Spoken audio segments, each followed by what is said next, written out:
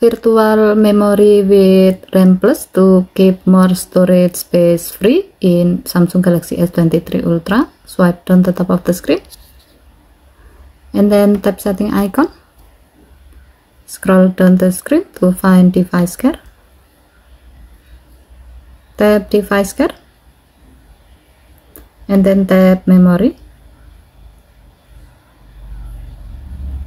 Tap RAM Plus. As we know, RAM Plus uses your phone storage space to provide you virtual memory. Since the current virtual memory in this phone is set to 8 GB, we will choose less virtual memory to get more storage space free.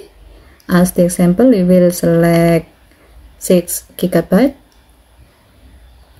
The pop-up appears to inform you that you need to restart your phone in order to change the amount of internal storage used as virtual memory.